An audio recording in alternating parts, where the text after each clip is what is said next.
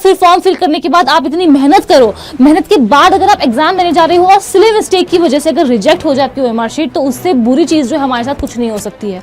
और सबसे इंपॉर्टेंट बात, सबसे अहम बात यह है कि मैंने बच्चों को देखा है ये करते हुए कि पहले पूरा पेपर सॉल्व कर लेते हैं, फिर लास्ट में जब 5 मिनट बचेंगे तब हम लोग पूरा ओएमआर शीट को फिल करेंगे from question number 1 to 120। Hello everyone, welcome to the official YouTube platform of CLAT under 24/7। मैं हूं आपकी लॉ मेंटर डिंपल पारिक और आज मैं फिर आपके लेकर आ गई हूं एक बहुत ही इंपॉर्टेंट वीडियो। आप सभी लोग अभी मॉक टेस्ट दे रहे हैं, आप सभी लोग अब से सिर्फ और सिर्फ 2 महीने में क्लैट का एग्जाम देने वाले हैं 1 दिसंबर को। तो आप, मुझे पता है आप लोगों को बहुत नर्वसनेस होती है कि किस तरीके से ओएमआर शीट को फिल करना चाहिए, क्या करेक्ट वेज है उन्हें फिल करने के। तो कोई बात नहीं, आपको टेंशन लेने की कोई जरूरत नहीं है, because I am there, right.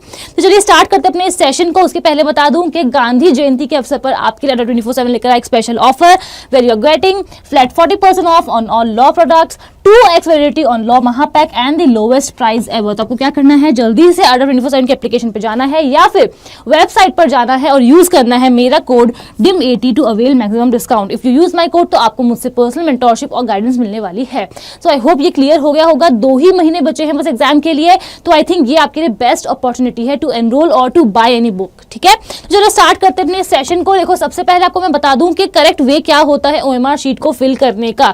तो यहाँ आपको ये दिख रहा होगा, देखो जब भी आपके पास बबल्स होंगे या फिर ओवल्स होंगे तो आपको कभी भी उन्हें हाफ डन नहीं छोड़ना है, यानी कि जो व्हाइट पोर्शन आपको यहाँ पर नजर आ रहा होगा इस तरीके से नहीं छोड़ना है। अगर आपको यहाँ पर इस तरीके से बबल दिया हुआ है तो आपको उसे पूरा फिल करना है। ठीक है, देखिए मैं आपको करके दिखा रही हूँ किस तरीके से आपको पूरा फिल करना है। अगर आपके पास ये ऐसा बबल है, इसमें देखो अगर आप इसे ऐसे छोड़ देंगे, लीव कर देंगे, तो आपका क्वेश्चन जो है वो जो आपका आंसर है वो सिलेक्ट नहीं होगा। ठीक है, मशीन जो है उसको इंटरप्रेट नहीं कर पाएगी।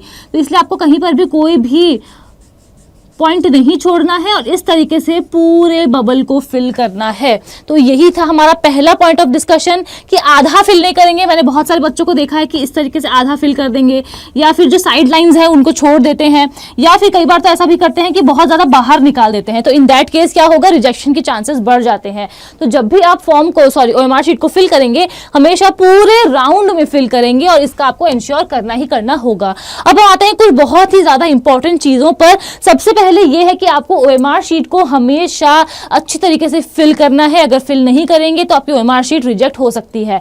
अभी आप लोग वीडियो में बने रहिए, बिकॉज हम साथ में मिलकर ओएमआर शीट को फिल भी करने वाले हैं। ठीक है, तो सबसे पहली बात कि कभी भी अगर आपको चाहिए कि आपका रिजेक्शन नहीं हो ओएमआर शीट का, तो हमेशा उसे अच्छी तरीके से फिल करो, बिकॉज एग्जाम के लिए बहुत पैसे लग जाते हैं फॉर्म फिल करने में। ठीक है, और फिर फॉर्म फिल करने के बाद आप इतनी मेहनत करो, मेहनत के बाद अगर आप एग्जाम देने जा रहे हो और सिली मिस्टेक की वजह से अगर रिजेक्ट हो जाए आपकी ओएमआर शीट, तो उससे बुरी चीज जो हमारे साथ कुछ नहीं हो सकती है, एंड आई नो दैट। ठीक है, तो इसीलिए हमें अवॉइड करनी है कोई भी मिस्टेक। हमें क्या करना है, सबसे पहले जब भी हमें ओएमआर शीट मिलेगी उसमें इंस्ट्रक्शंस को बहुत अच्छे तरीके से पढ़ना है। ठीक है, बिकॉज बहुत सारे एग्जाम्स होते हैं, डिफरेंट एग्जाम्स में डिफरेंट रूल्स होते हैं। फॉर एग्जाम्पल कोई एग्जाम जो है उसमें सिर्फ और सिर्फ ब्लू बॉल पेन ही अलाउड होता है, किसी में सिर्फ ब्लैक होता है, किसी में दोनों होते हैं। तो आपको एक बार इंस्ट्रक्शंस को बहुत अच्छे तरीके से पढ़ना है कि जेल पेन अलाउड है, बॉल पेन अलाउड है, क्या है, आपको एडमिट कार्ड में ही मिल जाएगा वो। ठीक है, तो वही पेन आप लेकर के जाएंगे। अगर लिखा है कि ब्लू या फिर ब्लैक बॉल पेन, तो बॉल पेन ही लेकर जाएंगे, जेल पेन या फिर फाउंटेन पेन नहीं लेकर जाएंगे। ये मेरी आप सभी लोगों से रिक्वेस्ट है। बहुत सारे बच्चे पेंसिल भी यूज करते हैं। जब तक कुछ भी नहीं लिखा हो ओएमआर शीट पे या फिर एडमिट कार्ड पे, तब तक आप अपने से प्रिज्यूम करके, अजम्पशंस करके आप ऐसा कुछ भी नहीं करेंगे। ठीक है, I hope that is clear. मैंने आपको बता ही दिया कि किस तरीके से आपको पूरे फुल बॉक्सेस को वहां पर फिल करना है। और सबसे इंपॉर्टेंट बात यह है कि जब भी आप रोल नंबर को फिल करने जाएंगे या फिर सेट नंबर जो आपका होगा उसे फिल करने जाएंगे, हमेशा सही ढंग से फिल करेंगे, बिकॉज उसमें हम एक भी गलती जो है सॉरी हम लोग नहीं कर पाएंगे वहां पर। ठीक है, एक भी गलती हमारे लिए बहुत भारी पड़ेगी अगर हमने ओएमआर शीट में रोल नंबर या फिर सेट नंबर जो है उसे सही ढंग से फिल नहीं किया तो। और हमेशा वहां पर आपके पास में होगा कि कैंडिडेट का सिग्नेचर का जो ऑप्शन होगा हमेशा साइन करें। वैसे तो इन्विजिलेटर्स जो होते हैं वो मेक श्योर करते हैं कि आपने साइन किया है, बट आप भी अपने तरीके से पूरी सहूलियत रखिएगा, बिकॉज बहुत इंपॉर्टेंट एग्जाम है। हम इस तरीके से मिस आउट नहीं कर सकते हैं क्योंकि ये एग्जाम सिर्फ और सिर्फ साल में एक ही बार होता है। ठीक है, और सबसे इंपॉर्टेंट बात, सबसे अहम बात यह है कि मैंने बच्चों को देखा है ये करते हुए कि पहले पूरा पेपर सॉल्व कर लेते हैं, फिर लास्ट में जब 5 मिनट बचेंगे तब हम लोग पूरा OMR शीट को फिल करेंगे फ्रॉम क्वेश्चन नंबर 1 to 120। ऐसा अगर आप करते हैं तो आपके अंदर एक डर रहेगा उस वक्त कि मैं कर पाऊंगा या नहीं कर पाऊंगा, 2 मिनट में, 3 मिनट में, 5 मिनट में। तो उस एंजाइटी में जो है आप गलत जो ओवल्स हैं उनको फिल कर सकते हैं। इस बात का आपको बिल्कुल ख्याल रखना है कि ओवल्स को सही ढंग से आपको भरना है, वहां पर फिल करना है, जल्दबाजी बिल्कुल भी नहीं करनी है। तो मैं आपसे यही कहूंगी कि after every question, for example कोई पैसेज है, उस पैसेज में 5 क्वेश्चंस है, तो आप पहले उन 5 क्वेश्चंस को कर लो, फिर जाकर OMR शीट को फिल कर दो। अगर 5 भी नहीं तो फॉर एग्जांपल आप 2 पैसेजेस कर लो। जैसे ही आपके 2 पैसेज कंप्लीट होंगे यानी कि 10 क्वेश्चंस हो गए, जैसे ही 10 क्वेश्चंस हो गए तो आपको क्या करना है, जाकर के OMR शीट को फिल करना है। पूरा का पूरा OMR शीट एक बार में फिल बिल्कुल भी नहीं करेंगे, बहुत गड़बड़ हो जाती है। बिकॉज कई बार क्या होता है, फॉर एग्जाम्पल क्वेश्चन नंबर 1 है जिसका आपके पास 4 ऑप्शंस है, ठीक है, तो आपने यहाँ पर C मार्क कर दिया। फिर क्वेश्चन नंबर 2 पे आते हैं, अब आपने 2 को 3 समझ के मार्क कर दिया, 3 को 2 समझ के मार्क कर दिया। तो अगर एक बार आप ये मिस्टेक आपकी चालू हो गई, आप 1 गो में पूरे OMR को फिल कर रहे हैं, तो आपके सारे आंसर्स गलत हो जाएंगे और इस चीज को हम लोग बिल्कुल भी नहीं कर सकते हैं टॉलरेट, राइट। तो हमें क्या करना है, अच्छी तैयारी करके तो जाएंगे ही, लेकिन साथ में इन छोटी छोटी बातों का भी बिल्कुल ख्याल रखेंगे। अब अगर आप तैयार हैं तो चलिए साथ में चलते हैं और चलकर OMR शीट को फिल करते हैं। तो देखो आपको यहाँ पर ऐसी कुछ OMR शीट मिलने वाली है, बहुत डिफरेंट भी होती है, बहुत सिमिलर भी हो सकती है। लाइक आपको नाम तो अपना फिल करना ही होगा, ऑब्वियस सी बात है, ठीक है। तो कुछ चीजें यहाँ पर अलग हो सकती हैं, जैसे कि मोबाइल नंबर यहाँ पर दिया गया है, तो मोबाइल नंबर कहीं पर भी आपको नहीं पूछा जाएगा, ठीक है। ये टेस्ट ID जो है वो भी आपके लिए थोड़ा सा एक्स्ट्रा हो गया है। तो यहाँ हम देखते हैं कि किस तरीके से हमें OMR शीट को फिल करना है। सो फर्स्ट ऑफ ऑल देखो, जैसे कि यहाँ पर लिखा है students name in block letters only. Block letters का क्या मतलब है कि आप कैपिटल लेटर्स जैसे कि ये DIMPLE इस तरीके से यहाँ पर फिल करेंगे, ठीक है। आपको कर्सिव राइटिंग में नहीं लिखना है। तो फॉर एग्जांपल मेरा नाम डिम्पल है, तो मैंने यहाँ लिख दिया DIMPLE, ठीक है। अब जैसे ही मैंने डिम्पल लिख दिया, फिर मुझे एक जो बॉक्स है उसे यहाँ पर लीव कर देना है और उसके बाद मैं अपना सरनेम लिखूंगी, पारिक, PAREEK। बहुत अच्छी हैंडराइटिंग में लिखिएगा ये सब चीजें, ठीक है, बिकॉज यहाँ पर बोर्ड है और प्रैक्टिकल नहीं है इन सब चीजों को भरना, बट मैं स्टिल कोशिश कर रही हूँ, इसलिए थोड़ा सा ऊपर नीचे यहाँ पर आपको नजर आ रहा होगा। तो पहले मैंने अपना नेम लिखा, फिर मैंने एक बॉक्स को छोड़ दिया, उसके बाद मैंने अपना सरनेम लिखा। इस चीजों का आप लोग ख्याल रखेंगे। अब देखो जैसे मेरा नाम शुरू हो रहा है D से, तो इसी लाइन में नीचे मैं आऊंगी और D को इस तरीके से मार्क कर दूंगी, गोल कर दूंगी, इस पे जो बबल बनाया हुआ है इसको पूरा फिल कर दूंगी, ठीक है। उसके बाद हम आएंगे I पे। अब I के नीचे नीचे आइए, I ढूंढिए और फिर यहाँ पर आप आओ और यहाँ पर मेरा नाम जो है उसको मैं फिल कर दूंगी, I को। यहाँ पर थोड़ा सा बाहर निकल रहा है बट यस प्रैक्टिकल नहीं है, तो आपको क्या करना है, आपके पास पेन पेपर रहेगा। यहाँ मैं आपको डिजिटली करके दिखा रही हूँ तो थोड़ी सी गड़बड़ हो सकती है, बट ख्याल रखिएगा ओवल बॉक्स जो है उससे बाहर नहीं आना चाहिए कुछ भी और ना ही उसको इनकम्प्लीट छोड़ना है।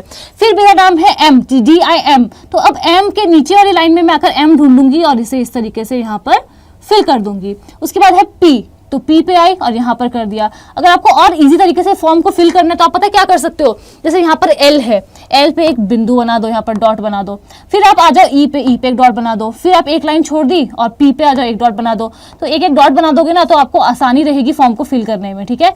फिर बाद में आप इसको पूरी तरीके से ऐसे फिल कर दो। तो सभी लोग बस इसी बात का ख्याल रखेंगे कि आधा नहीं फिल करना है, बॉक्स से बाहर नहीं आना चाहिए। जिस पेन के बारे में बताया गया है उसी पेन को यूज करके OMR शीट को फिल करना है। आई होप ये क्लियर हो गया होगा। तो इसी तरीके से मैं अपना पूरा नाम यहाँ पर फिल कर लूंगी। फिर आते हैं हम लोग सेट पे। आपको जो आपका क्वेश्चन पेपर है उसका आपको सेट मिलेगा, ABCD कितने भी मिल सकते हैं, 2 भी हो सकते हैं, 4 भी हो सकते हैं। तो जो आपके क्वेश्चन पेपर पे लिखा होगा उसी सेट को आप यहाँ पर मार्क करोगे। फॉर एग्जाम्पल मुझे A मिला है तो मैं A लिख करके यहाँ पर A को मैं इस तरीके से मार्क कर दूंगी, ठीक है। फिर आते हैं हम लोग रोल नंबर पर। मेरा रोल नंबर क्या है, जब भी रोल नंबर को फिल करेंगे 2 बार क्रॉस चेक जरूर करेंगे। आई बात समझ में। आपका जो एडमिट कार्ड है आपके सामने होगा। फॉर एग्जांपल आपका जो पहला रोल नंबर का जो पहला डिजिट है वो है 5, तो आपने पढ़ा 5 और 5 पढ़ने के बाद आप यहाँ पर लिखेंगे। फिर अच्छा ठीक है 5 के बाद 3 है, चलो ठीक है 3 लिख दिया।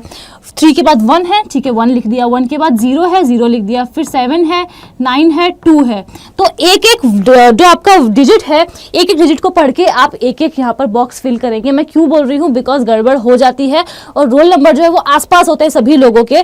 तो कई बार ऐसा हो जाता है कि जो OMR शीट डिजिट्स है वो उल्टी सीधी हो सकती हैं। तो उसको अगर हमें अवॉइड करना है तो हमें क्या करना है, रोल नंबर को करेक्ट फिल करना होगा ही होगा। तो एक एक जो आपका डिजिट है उसको देखते जाओ एडमिट कार्ड पे और उसे यहाँ पर फिल करते जाओ। अब बहुत सिंपल है, जब मेरा 5 जो है मेरा फर्स्ट डिजिट है तो 5 के नीचे यहाँ पर 5 जहाँ पर लिखा है मैं वहाँ पर पूरा राउंड बना दूंगी। यहाँ पर 3 है तो 3 के नीचे जहाँ पर ओवल है मैं वहाँ पर पूरा राउंड बना दूंगी। फिर यहाँ पर मेरा 1 है, ठीक है, यहाँ पर 0 है। ख्याल रखना सभी लोग कि पूरा जो ओवल है उसको फिल करोगे, ठीक है। मैम अभी कैसा भर रही है उस पर मत जाना, बिकॉज यहाँ पर मेरे पास डिजिटल बोर्ड है तो थोड़ा सा ऊपर नीचे कुछ हो सकता है। आई होप आपको यहाँ तक सारी बातें समझ में आ गई होगी। फिर हम आते हैं कैंडिडेट सिग्नेचर पे, ठीक है। तो ये भी आपके लिए अभी एक्स्ट्रा है।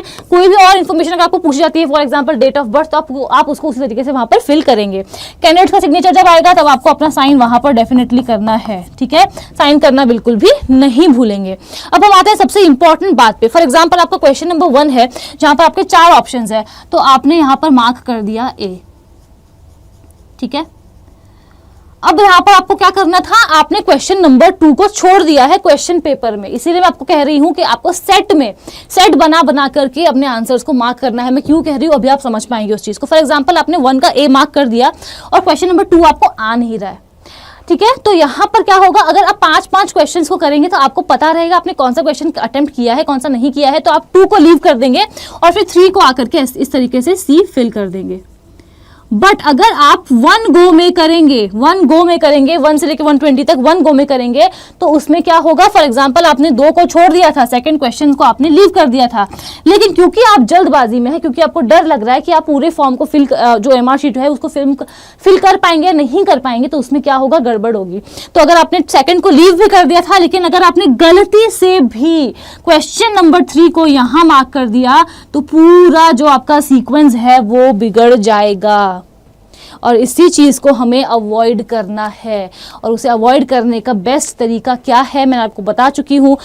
ईच 5 क्वेश्चन या फिर 10 क्वेश्चन या फिर 15 क्वेश्चन, आपको जो भी ठीक लगे, उससे ज़्यादा नहीं, ठीक है। 5, 10, 15 आपको जो भी सही लगे, इतने क्वेश्चंस को पहले सॉल्व कर लो और फिर तुरंत OMR शीट पे उसको फिल करते जाओ।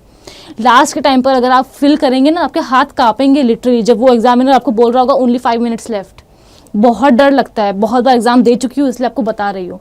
ये गलती बिल्कुल भी मत करना, ठीक है। देख लेना कौन सा क्वेश्चन आपने लीव किया है, क्वेश्चन नंबर को पढ़ करके उसके बाद ही सॉल्व करना। फॉर एग्जांपल यहाँ पर आपने 6 को मार्क कर दिया B, अब यहाँ पर आपने 7 जो है उसको अटेम्प्ट नहीं किया, लेकिन अगर आप जल्दबाजी में है तो आप क्या कर सकते हैं, 8th का जो आपका आंसर था हो सकता है कि आप उसको 7th में मार्क कर दें, फिर 9th का आप 8th में कर देंगे, फिर 10th का आप 9th में करेंगे, फिर 11th का आप 10th में करेंगे। इससे क्या होगा, आप सारे क्वेश्चन आपके गलत हो गए।